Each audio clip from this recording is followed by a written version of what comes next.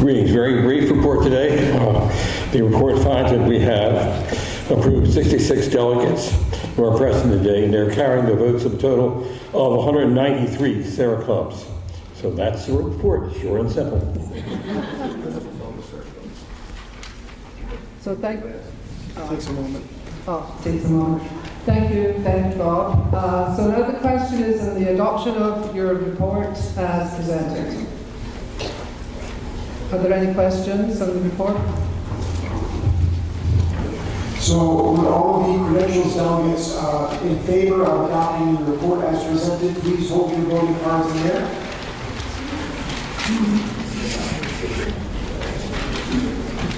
Are there any opposed? No. The report is adopted unanimously. No. The affirmative has it and the credentials committee report is adopted. So next, the proposed rules of order and procedure are found on page 3 of the delegates. So I need a motion to adopt the rules as printed. There's a motion by Pat Anzo and a second by Beth Hutton. So this question is on the adoption of the rules of order and procedure as printed. I can't really hear you. Oh, I'm sorry.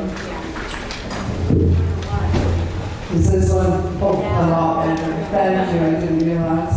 So this time the question is on the adoption of the rules of order and procedure as they're printed in the delegates book.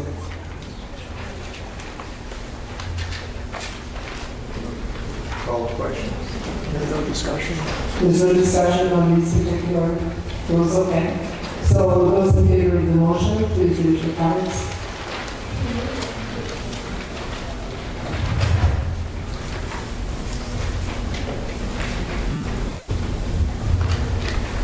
Are there any negatives, abstentions? No, the affirmative has it, and so the rules are adopted. So the minutes of the convention are printed on the 2024 convention, are on pages 5 to 7 of your delegates book. Are there any corrections to those minutes?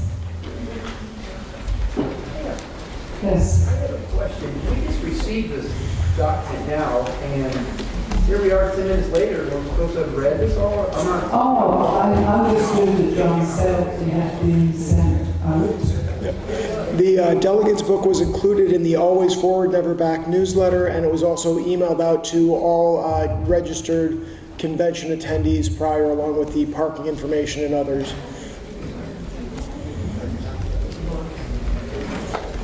So that being the case, of those of you who've read it, are there any corrections to the minutes? No?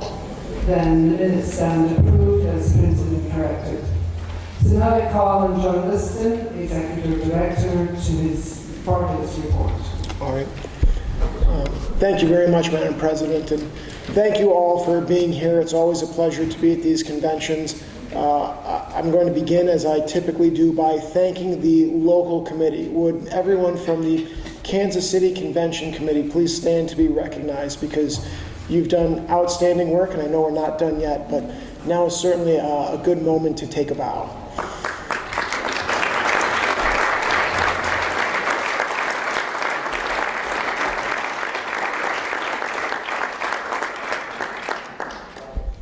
So, Clifford Gardner is a name that will likely be lost to history in the very near future. He wasn't anyone of great skill or talent, but at one point in his life, his brother-in-law had an idea, a vision, and he thought, I can help my brother-in-law achieve this goal by creating a product that he needs to build the thing that he's trying to put together. And that's impressive on many respects. One, because he's doing a really big favor for his brother-in-law, but mostly because he believed that, I can't do the thing that my brother-in-law is trying to do, but I can help. And I can help in a small way that people won't really notice or understand, and they won't realize what I'm doing or why I'm doing it, but it's going to accomplish something bigger. His brother's name was Philo Farnsworth, or his brother-in-law was Philo Farnsworth, the inventor of the television set. which was an idea that revolutionized everything, but without the glass tubes that Cliff created, that never could have come to fruition because Philo wouldn't have had the time to do the research and the testing. He'd be too busy in kind of the minutia and the smaller work. In many ways, that's indicative of what we do as Serrans. It's names that go unrecognized. It's work that is absolutely vital, that allows people to do the bigger things, the more visible, splashy things that make an impact and change the world. And we help in those small, imperceptible ways. So that's something that I always think about in Serra. We don't, wear capes and chapeaus. We go about and we do our work because we know it's so vital to the needs of the church. And that's something to really reflect on as we are celebrating our 90th anniversary here. So this year, as Dr. McQueen reported, it was a very busy year for Serra, particularly with the move of the office. We are now located at 134 North LaSalle Street, Suite 1900 in Chicago, Illinois, 60602. For those who have not yet updated your address books, please do so. And the staff came along and did a tremendous job of moving the office where we've been for over 11 years on a weekend, so there was a continuation of all of Serra's services, and that's due in large part to the work of Giovanna Rodriguez Garcia and Barbara Luster, who, again, they do so many things for Serra. They even sometimes make me look good, which is a feat in and of itself. So we're very, very happy to have them, and I'm incredibly pleased to announce that our staff is growing.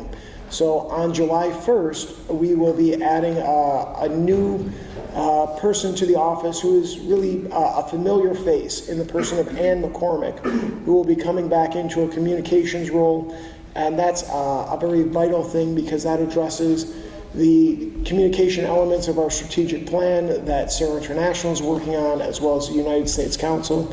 So we're continuing to fulfill that mission.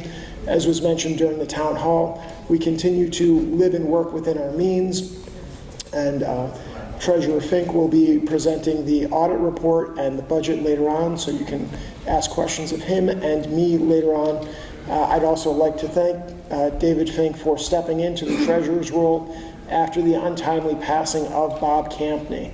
That came as a shock to all of us, but as is so important, Bob had a plan, and Bob actually was talking to David weeks and months before his passing, saying, in a couple of years, I think you'll be ready to come on and be treasurer.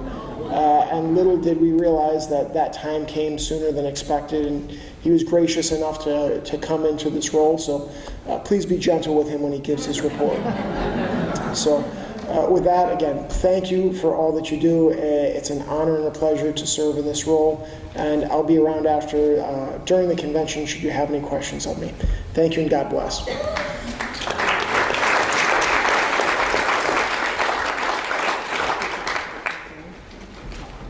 Thank you, John, for your, Thank you, John, for your report. So I call on Mark Getty, Vice President for Membership, to report.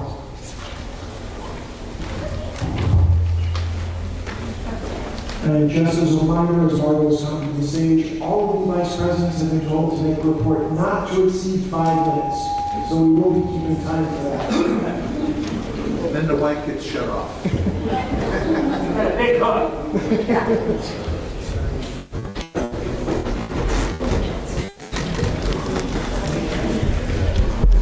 Hi, everybody. Good afternoon. My objectives for the Serra International Membership Committee this year was twofold. One, to expand Serra International's footprint globally, and two, to increase existing membership.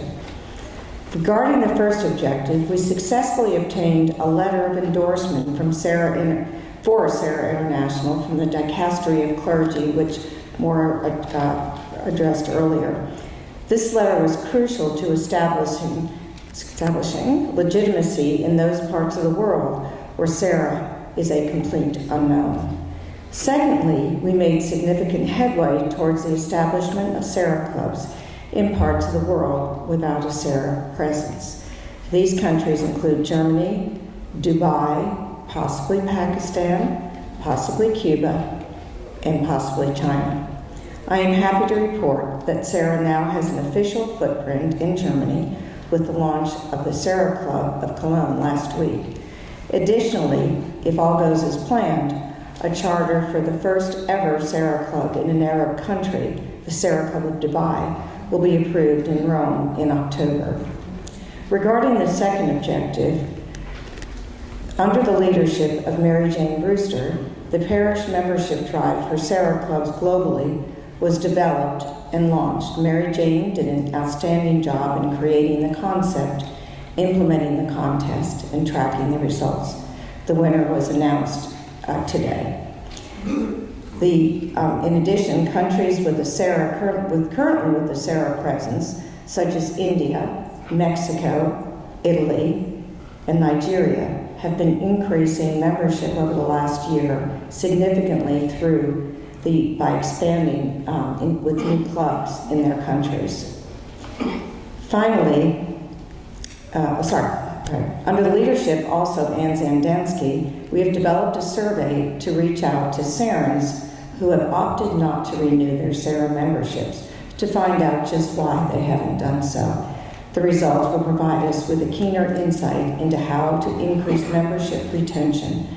The survey was submitted to clubs outside the USA. Finally, countries with an existing Serra presence have been increasing membership by either adding new clubs or transforming traditional membership strategies to more effectively increase membership. These councils include Canada, under the leadership of Regina Koromansky, Great Britain, under the leadership of Chris Kelly, Mexico, under the leadership of Milena Salas de Sal, Nigeria, under the leadership of Sylvester Eba, Asia, under the leadership of Francisco Lowe, India, under the leadership of Jeanette de Sousa, and Italy, under the leadership of Giuseppe Micoli. This has been a very exciting year for the membership committee of Serra International. I am honored to have been a part of its successes in the 2024-25 fiscal year. I still have 2 minutes. I wanted to make you aware of another new initiative, and it's called Adore. And I'll pass these out. The objective is to get people to adoration chapels. On the back of this marketing piece is a QR code which takes you to multiple adoration and Serra links. One is a 24-hour online adoration chapel, a list of adoration chapels in our club's area, along with adoration hours. It also takes you to the SI website, a list of things to do in adoration, and finally, a list of vocation prayers. The QR code on this QR code is a customized one for the Serra Club of Houston. Your club can create its own QR code with specific club information. Materials for this initiative can be purchased on the Vianney Vocations website. Sample pieces are available at the Vianney Vocations display table outside. Thank you very much.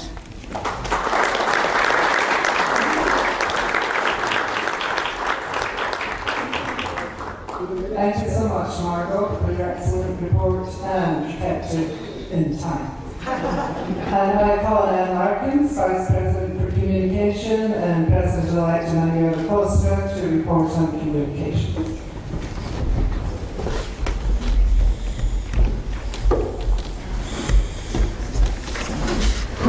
Well, a big word, communication, but it's we all know it's key, and it's not easy. So in 5 minutes, obviously, we cannot talk of everything. So I would like to focus on what you see on the screen, this Serra Connects. And before I make some comments, and I show to you quickly this last edition, the 4th edition, I like to ask you to, all of you who have seen this, to raise his hand, please. Oh, good. I'm happy. I'm happy, and I'll tell you why I'm happy in a second. Because this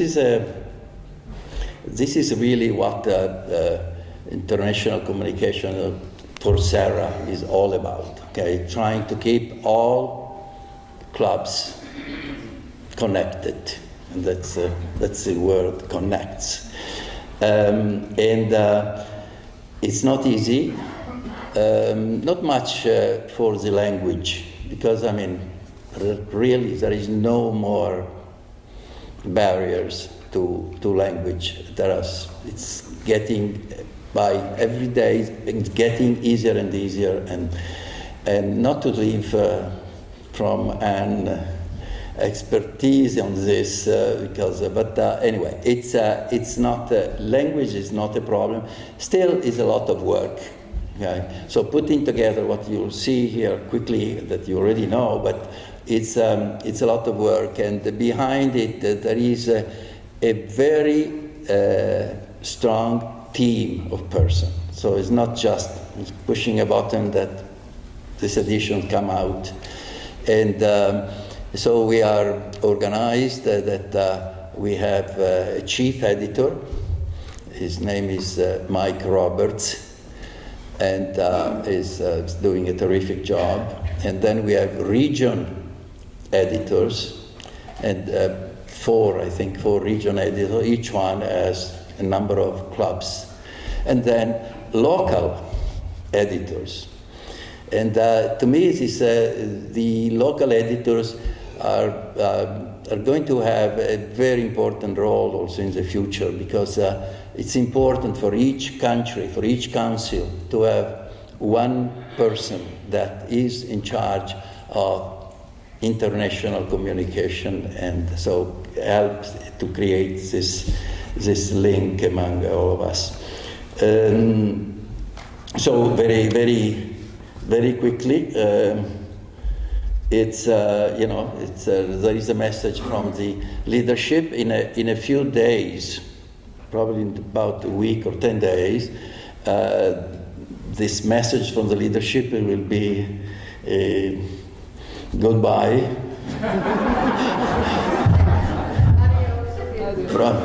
from Moira, and there will be my welcome, and so a leadership message. Then we every time we'll have a Serra spotlight. So country by country, council by council, we will ask to tell a little bit about their story, and to introduce themselves, so to speak, okay? And we will give for that a little more. Obviously, we have to be careful about how long these articles become, because if they become too long, then we don't read them. So Serra Spotlight will be just one club introducing itself, and then every time there will be one picture at least, and then we go into each country. So Serra Club of Brazil, Serra Club of Canada, Serra Club of Great Britain, anyway, and so on, okay, Hong Kong. But this gives you, the idea to everybody what Serra is, okay? So that's the idea. So I strongly believe in it. Now, what's the problem and what's the challenge? The challenge is distribution, and make people click on it and read it, okay? And sometimes it's kind of discouraging when you. So the question is, okay, how many people have clicked on this link?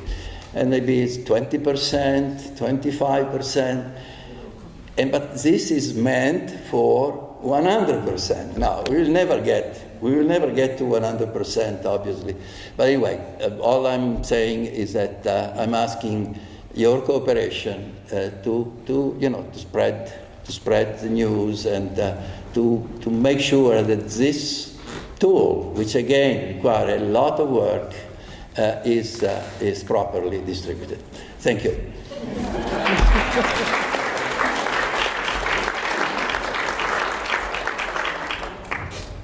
Thank you very much, and then this is a wonderful venture. Thank you for your report. And now I call Maureen Rasuisti, Vice President of Vocations.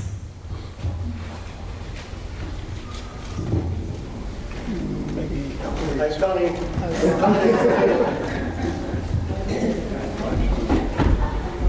Good afternoon. How many of you have attended my session yesterday? The session yesterday. How many of you? So how many of you have attended my presentation yesterday? Good. I'm done. Really, let's pray. In the name of the Father, and the Son, and the Holy Spirit. Amen. Heavenly Father, Master of the harvest, we entrust our lives and endeavors to you through Jesus and Mary. Purify, guide, and strengthen as we labor for fruitful culture of vocations across the world for your glory and the salvation of souls through Jesus Christ, our Lord. Amen. I'm glad that Margot covered the Adoric heart already, because the heart of vocation is where? The heart of vocation is the Eucharist. Yesterday I encouraged many servants to embrace yourself, to embrace the Eucharist with your arms. And what is the arms? That is your adoration, your rosary, and service. We are not social clubs. We are here to serve our priests and religious, and obviously our Pope. So when I get this here, it gives me an idea. In my cell phone, 11:29. In your notification, plug that in 11:29 a.m. And why is that? That is the Bible verse in Matthew 11:29, asking us to rest in Him, to learn from Him, because meek and humble of heart. And where is the best place to do that? In the presence of the Holy Eucharist, right? So, embrace the Holy Eucharist, because our vocation is driven by that Holy Eucharist. We pray for the priest because we want to be nourished by the Holy Eucharist. Without the Eucharist, our vocation, nothing, right? We're not going to go anywhere. So anyway, 70 to 80% of priests were at one time altar servers. 70 to 80%. So I encourage you to have in your sacristy a prayer of altar servers. If you don't have it, you'll get some in the Vienna store. And also, what is in your pocket? Rosary.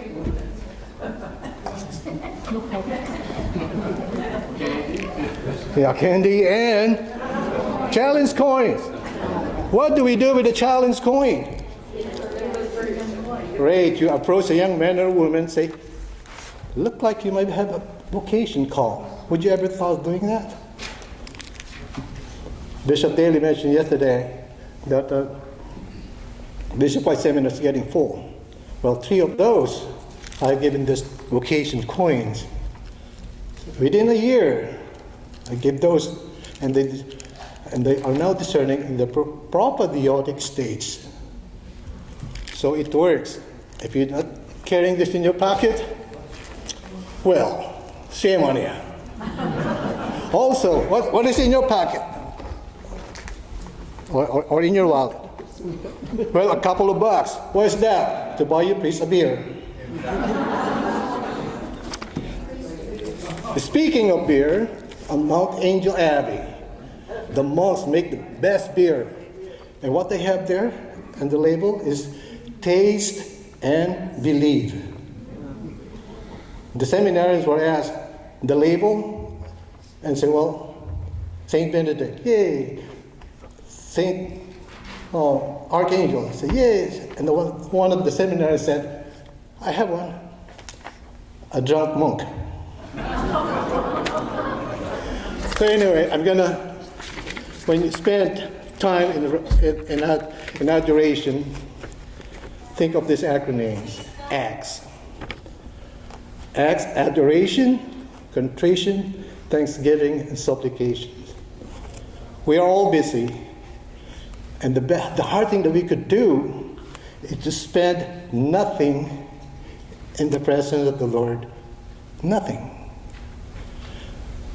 I plugged that one 11:29 because that is my minute tune-up with the Lord to make sure what I'm doing is God's will. Because the devil will keep us busy thinking that we're doing God's work. For sanctification, be true with your own vocation. Thank you.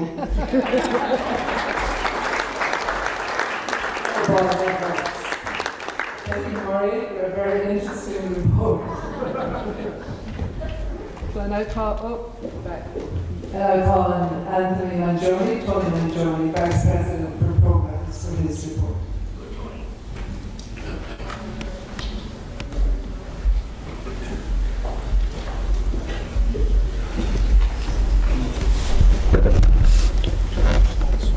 Sorry, put your slides up.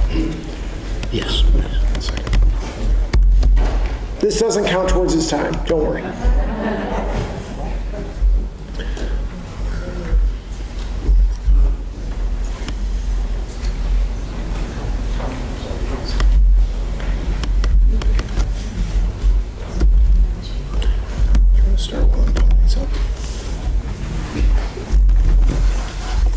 Thank you, John, and good afternoon, everyone. So as you've heard, I'm the VP program, and it's now been a couple of years that I've been in this role. And again, one thing that I think people often confuse is program with vocations and internal program versus external program. Is everyone familiar? Have they heard that term before, internal program? Yeah. You heard Maury talk about the COIN program. That's an external. You start talking about prayer, adoration, that's internal. So programs is lifeline of each club.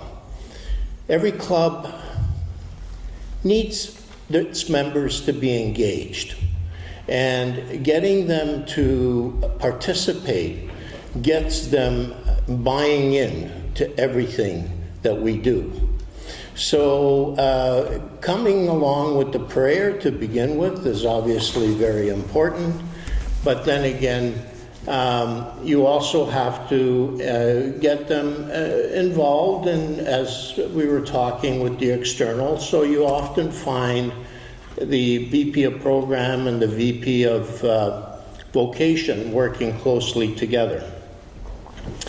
So what we have here is, yeah, thank you.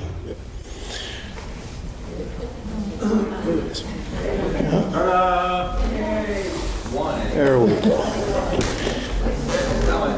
The other day I was speaking with Regina Kramanskis, and she's the president of the Halton Club, and that's the club that Moira belongs to. They have 28 members, and she says she has 25 members that are actively engaged.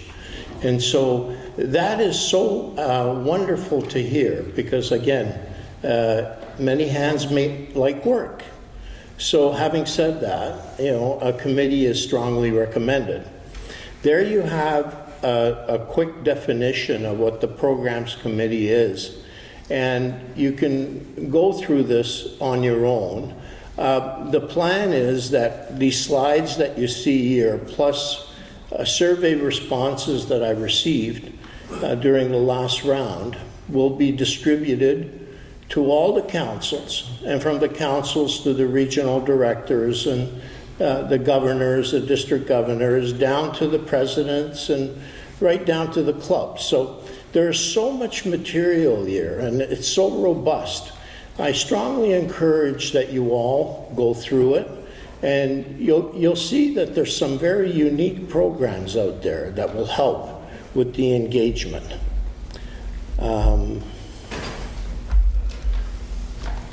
So committee goals and objectives. Again, it's prepare meeting programs. Every club meeting should have an agenda. Retain membership through information, formation, and fellowship. Offer program materials that is relevant to each club. And what I mean by that is that every club has its own charism. Our club meets twice a month, and it has dinner. Well, obviously starting with the mass, then fellowship, dinner, and a speaker. Many clubs now meet just once a month, but they supplement that with Zoom meeting, say rosary or adoration. Everything is to be God-centered in everything that we do, going deeper into our faith. It needs to be reviewed, revised, realigned periodically because things change. We get older, we get new members, and we're always forward-thinking, mission-driven, service-oriented as we support vocations, membership, communication, and leadership pillars. All of those get involved in what program does. I did send out a survey, as I spoke to earlier. These are some of the questions that were asked, and I won't go through them all right now for the sake of time. But again, as I said earlier, this will be circulated to everyone. These are the highlights of what I received. And you have some of the standard, the Mass, the Rosary Adoration, Traveling Chalice, Altar Servers Awards. You see, I include that year, but that's really a vocation. That's really a vocation item. And the theme is, having a theme is important too, for something to be focused on. And this year we have the Pilgrims of Hope, which many clubs have taken advantage of. And let's see here.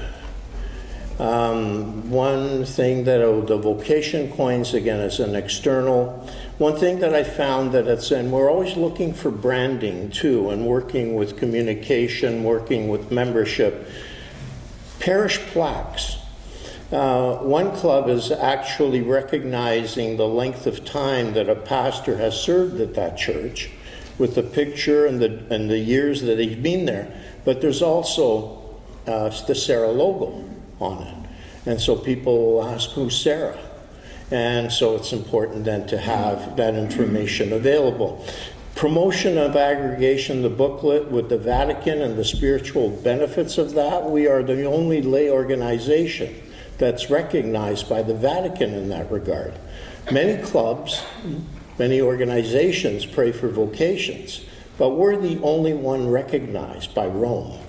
And that's big. That's big. Conclusion, as I said earlier, everything will be shared with the councils and clubs around the world. And again, it's the lifeline. Members must feel involved and engaged. Many hands make light work. So again, strongly recommend a committee. Thank you.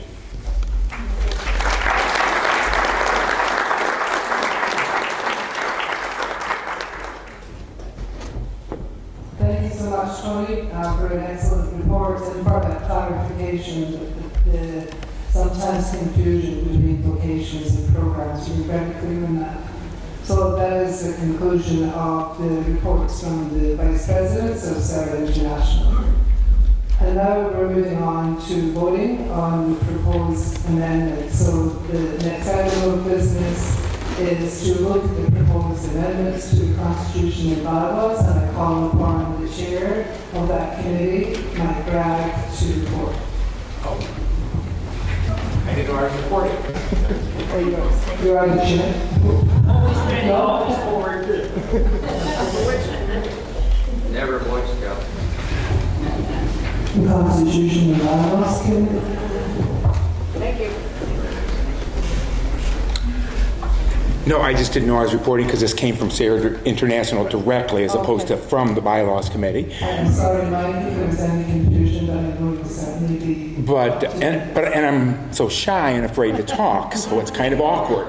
But no, I think it's my understanding from the delegates book, even though I'm not a delegate, Wes is our delegate. But it's my understanding that we have 2 bylaws we're going to be voting on, and that both of these have come from the Serra International Board, and we'll take them one at a time, so we have a separate vote on each one.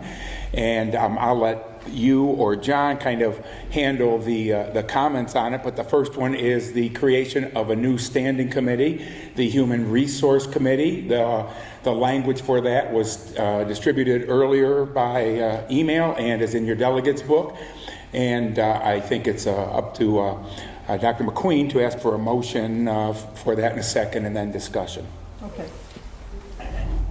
Thank you, Mike, for that. So, we will move on this first amendment, and I would like somebody to move that this proposed amendment, number 1, be adopted. Motion by Peter Jude, second by Adela Castro. Okay. Is there any discussion on this?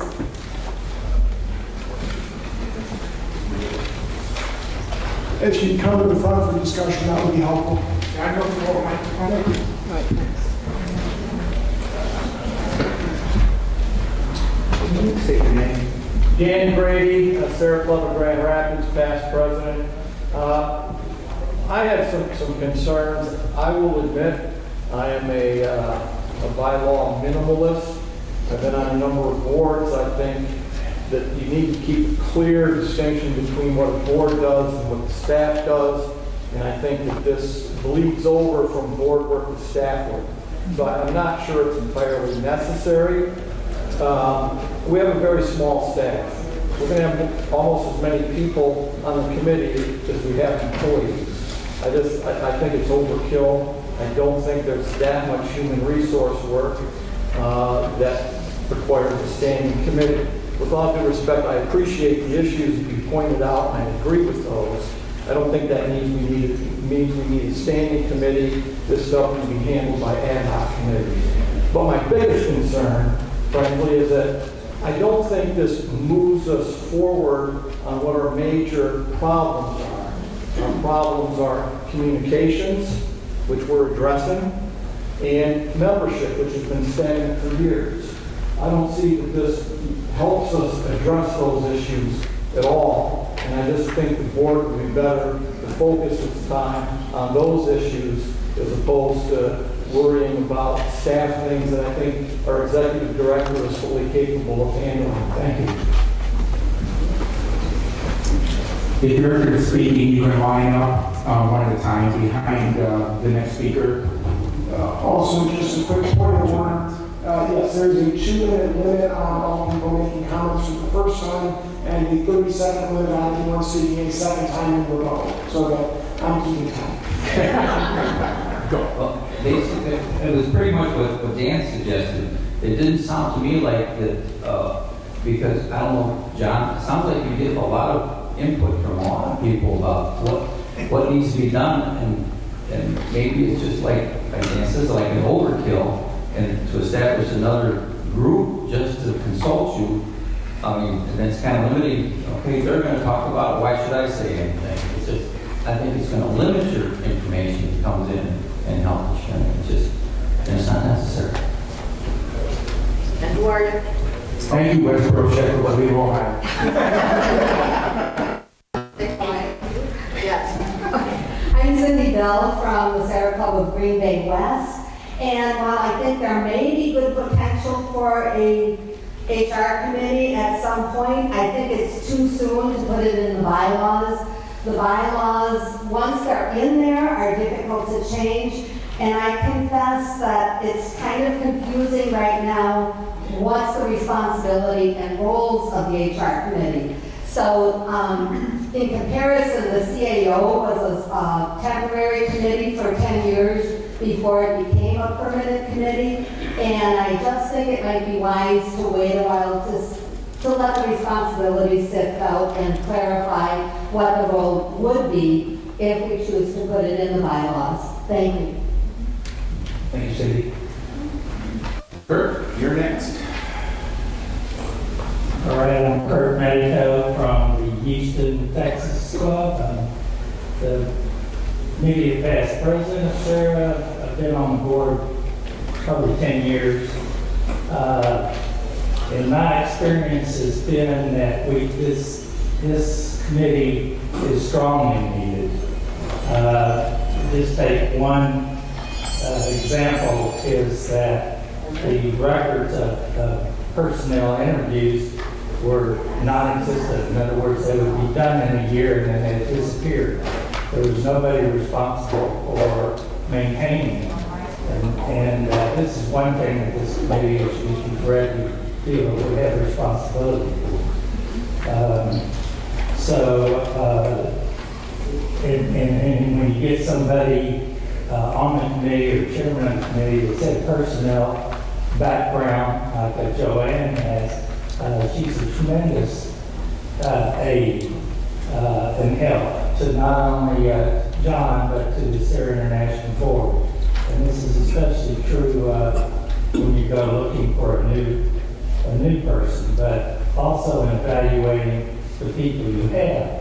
And we really are very lacking in formulas for doing any of this. And this is what this committee is doing now, and is putting that kind of help together. So I think it's a very important committee, and I'm 100% for it. I see no reason for it not to be.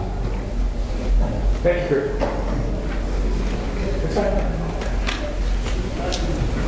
Your Honor. Good afternoon. I'm Dennis Lever from the Serra Club of Grand Rapids, Michigan, past international president and past president of the foundation. If my understanding is correct, the hardworking staff in Chicago serves three entities: Serra International, United States Council, and also the Serra Foundation. And if I understand this correctly, the proposal suggests that ultimately Serra International Board of Trustees will make determinations or recommendations concerning the status of these employees, a third of whom, the work of a third of whom, is the foundation. I don't believe that the foundation has been consulted about this, nor have they voted in favor of it. And it seems to me, since we have separate entities, the foundation, separate corporation, Serra International, a foundation, separately created entity, that you're having a conflict of interest potentially. So I'm afraid that structurally this must be defeated. Thank you, Your Honor. Peter. Say your name. Peter Judy, the past president of Serra Club, I am current treasurer. I'm a little bit familiar with this committee. I respect the last comment as far as, overseeing which groups, but I will tell you, just having a little bit of background in HR and knowing some situations with the office, there really needs to be this support. We have a small staff that is stretched at times, and any support that can be given to the organization, the office, I think is of benefit. Again, it's not something that's going to be overwhelming, but can certainly provide support. So I support this movement. Thank you, Peter. Great. Thank you. Greg Schwartz. I am in support of this proposal, and it's been my experience as being in both the roles of Serra USA Council President as well as Serra International President, that I feel that there needs to be a extra type of continuity factor that can help guide the office. I find in our structure we have currently a pretty rapid changeover from presidents from year to year, and it was very difficult for an incoming president to understand what the issues were of the previous president and the previous president before that and the previous president before that, et cetera, et cetera. And so the establishment of criteria and good structure that this committee will provide, I think actually provides me a better, or an incoming president, a much better way of continuing to grow Serra as opposed to holding it back. And so I'm for this proposal. I think it's very vitally necessary. Thank you, Greg. Emmanuel. Represent the number of Italian clubs. I like, I don't remember who made the comment that the board has other priorities. It's true. I think there are a number of things that have to be. That's why this, I'm in favor of this HR committee, because that's a professional help. It's an advisory position. And gives continuity to this. You may say it's a small office, only four employees working there. But it's a complicated office, exactly because what someone said about there are 3 entities. Which so it's a responsibility. This thing about making sure that the staff of Chicago office is properly run, managed, monitored, and having so a small group. I personally recommend a small committee, not a committee of 10 or 5 or 6. A small committee of professionals that can advise the board. That would be, I think, beneficial. Thank you. Kurt, if you're kind enough for a 30-second time, I would raise my hand and get in line and make my own comment.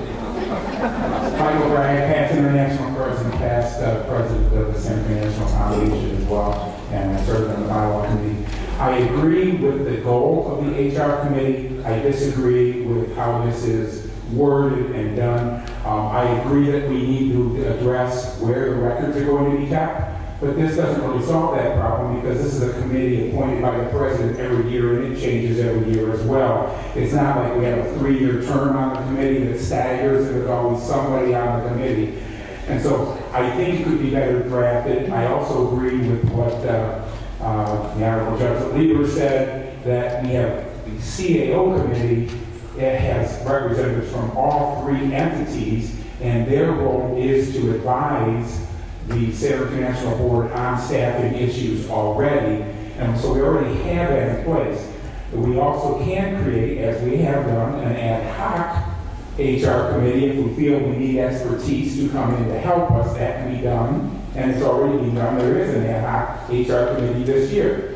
And I also think there's some conflicts between the CAO committee, which was created a year or 2 ago, approved by these delegates, and it was created in part to advise John Liston and the board on staffing issues. We also have a compensation committee in our policy manual to address compensation issues for the office.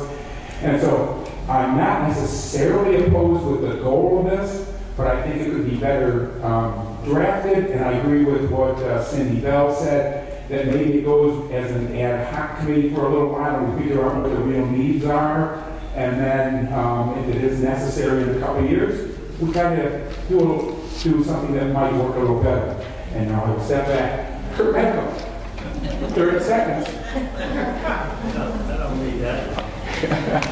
I just wanted to make a point of clarification for everybody, that you understand that even though there are 3 entities that make up the Serra office right now, that all the employees will be Serra International employees. So they all should be working together, and we certainly are a Serra International committee, which this would be advising the Serra International board and John Liston primarily. Thank you, Kurt. Kurt, he said once a 30 seconds. Are there any other comments? Come on. Either one. Well, you're here first. We're trying to get through this, so you're here. I'm Joanne Breslar, and I will be chairing this at this time. We've already been ad hoc for 1 year. We've had issues we've resolved. Now, CAO, wonderful. Compensation advisors, wonderful. We are researchers. what would be the normal pay for a nonprofit organization of the complexity of the different jobs.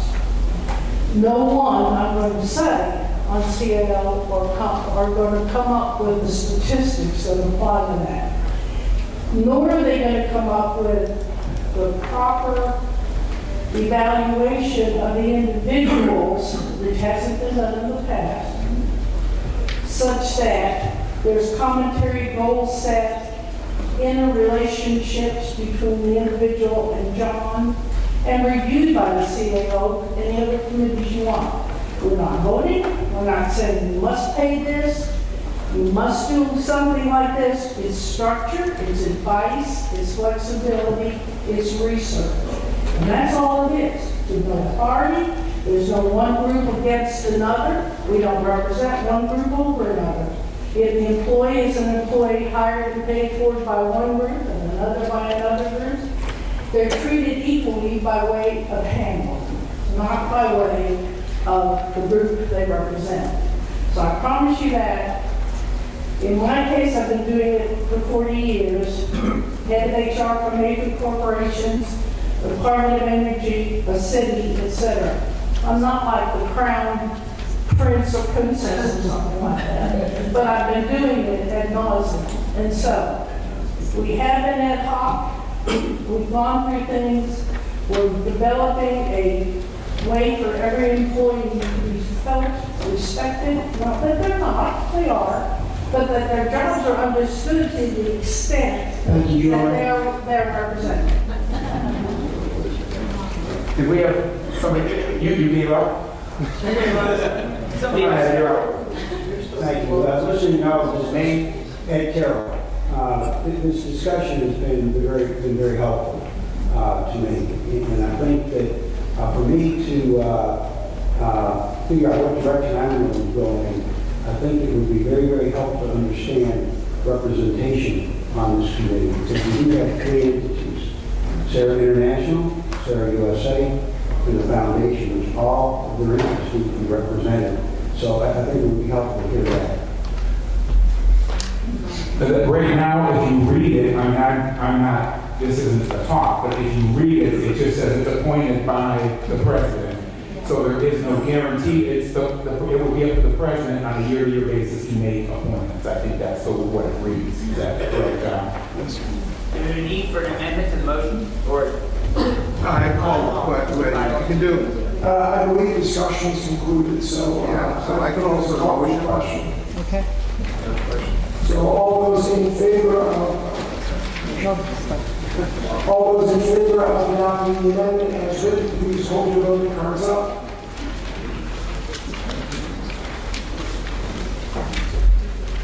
And did you get a count? I think we're okay. I'll count the negatives, since that'll be easier. All right, and all those opposed to the motion, please raise your voting cards.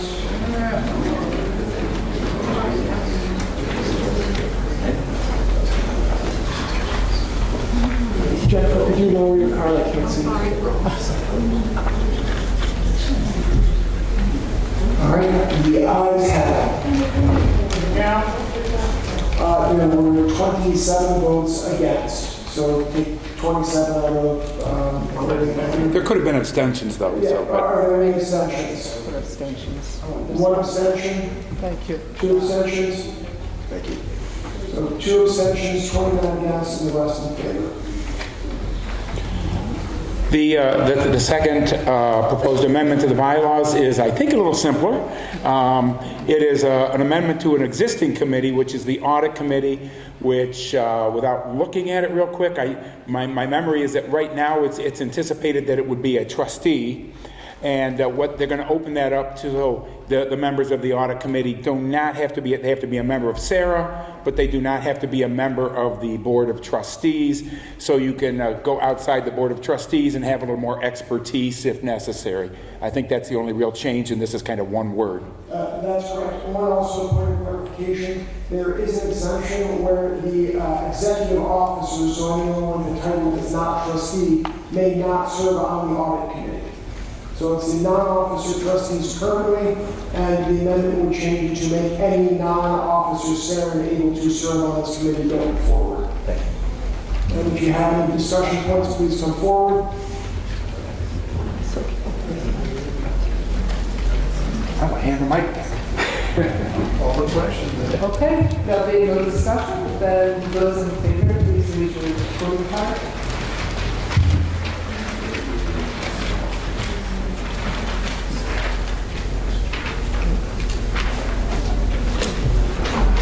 Opposed? Any opposed? Two more, are you up or down? Two opposed? Any abstentions this time? Okay, the affirmative has it. Thank you. What was the result, please? Want to do the roll? It would have been 137 in favor, 2 opposed.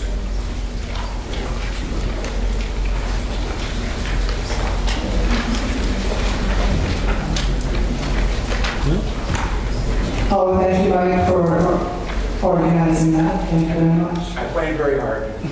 Good job, Mike. So now we move to the presentation of the 2026 budget by David King.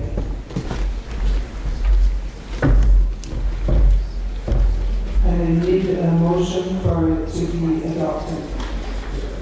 What page is it on? 23.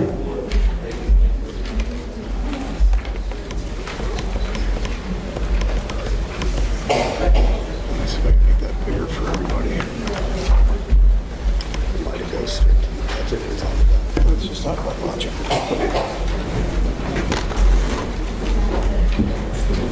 Thank you, Madam President. I graduated from college with a double major in accounting and philosophy, and there's an old philosophical question that asks, why did the accountant cross the road? To bore the people on the other side. With that in mind, I'm going to try to keep this as short as I can. I would like personally to thank the Serra International Board and John and Greg Schweitz for helping me get up to speed after the sad passing of our friend Bob Campney. I think probably most of you knew Bob. If so, you know that I've been left a well-oiled machine. So fear not. So does anybody have any questions about the audited financial statements? Do we want to skip that and go straight to the budget? So the audit was done. Just tell us the process that you go through to get the audit. The audit was done, thank you, Mr. Schweitz. The audit was done for the second time this year by Mullins PC. The audit this year went much more smoothly than last year, thanks to the good work of our audit committee chair, John Marcel, along with his committee, Fred Gorges, Joe Deloy, and Jeff Anderson. We received a clean opinion letter this year, so unless anybody has specific questions about any line items, we'll get right to the budget. And regarding the budget, unless anybody has any specific questions regarding the budget, I'm going to say let's keep on moving along. In all fairness, Bob Campney did the budget, so I can't claim any credit for the good work done there.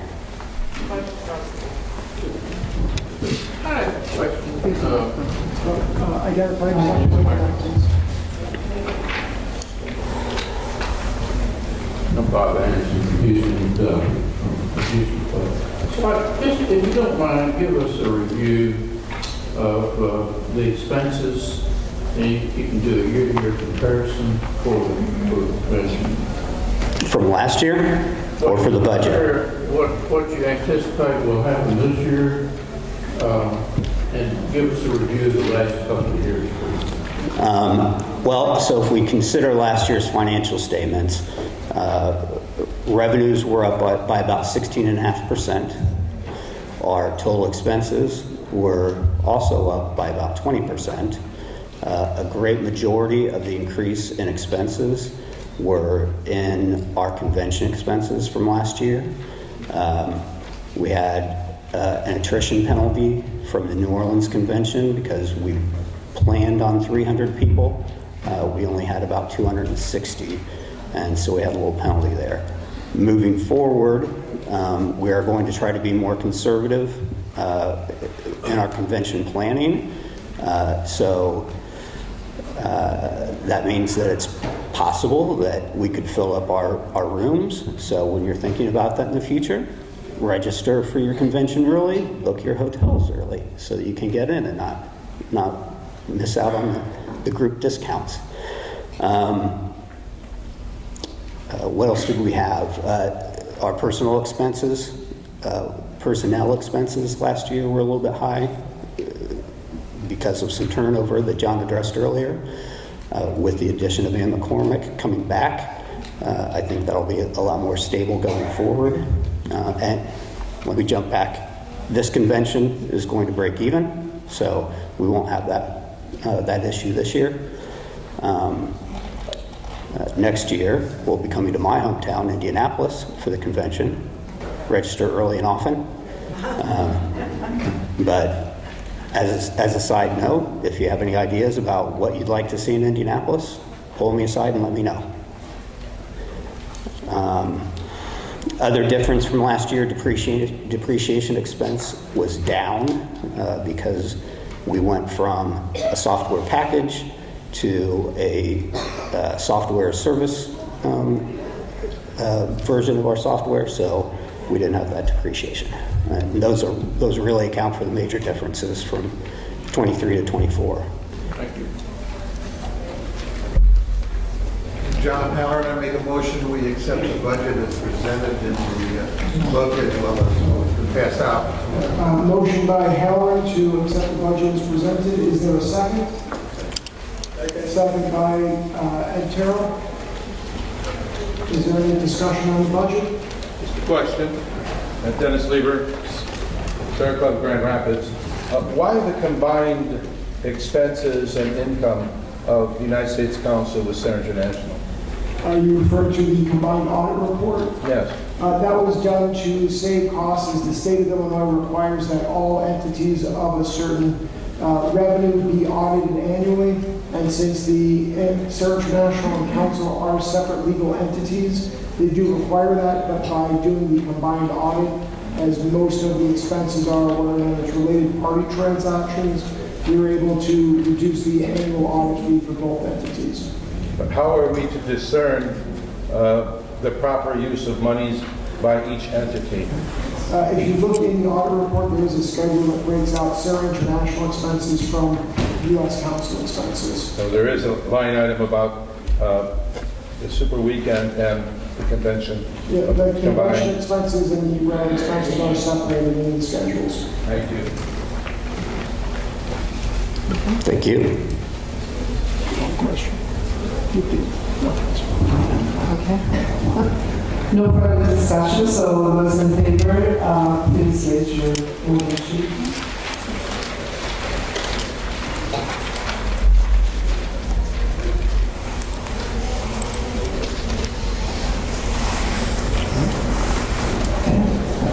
Those opposed?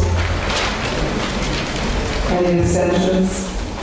Okay, then the affirmative has it, and the budget is passed. Thank you, David. Thank you very much. Thank you all for your gentility. Good luck.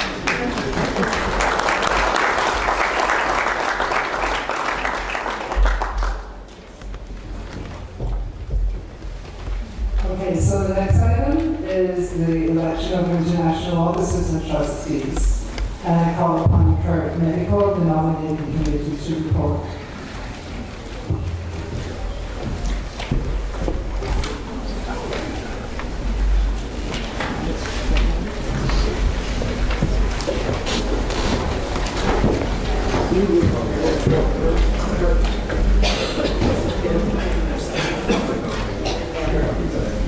Okay, president of Serra International is automatically the chairman of the nominating committee. So I had the pleasure this year of being the chairman of the nominating committee. Also on the nominating committee was Peter Jude from the Miami, Florida Club, Mike Roberts from Westport, Connecticut, Jorge Hernandez from Philadelphia Club, and David Colbart from Toronto, Canada. Our report is on page 34 of your book. Just to give you a little, I'll go through them verbally to give you a little more information. For trustees, and the trustees is a 2-year term, but they're staggered, so they don't all come on and go off the same year. So those that have the year remaining are Roberto Saban, he's from Brazil. Fred Georges is from the United States. Mike Downey from the United States.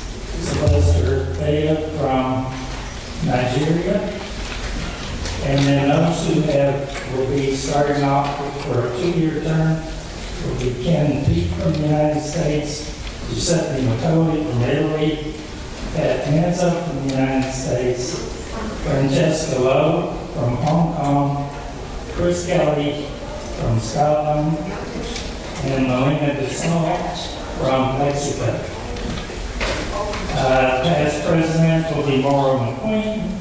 Treasurer will be David Fink, who you just heard. The secretary is Robert Aarons. Richard Aarons, I'm sorry. Vice presidents will be Maury Tusti from the United States. Richard and David are also from the United States. Tony Mangione from Canada. Ann Larkins from Australia. And Joanne Bessoir from the United States. President-elect will be Margot Getty from the United States. And of course, our new president, who you're really not voting on, is Emmanuel Costa from Italy. That is the report of the nominating. You have heard the report of the nominating committee. Since no additional nominees were committed to the slate may be elected by voice vote. So all those in favor of the slate of nominees as presented, please say aye. Aye. Any opposed? Any abstentions? All right, the ayes have it. Please welcome the new president of the Senate, Emmanuel Costa.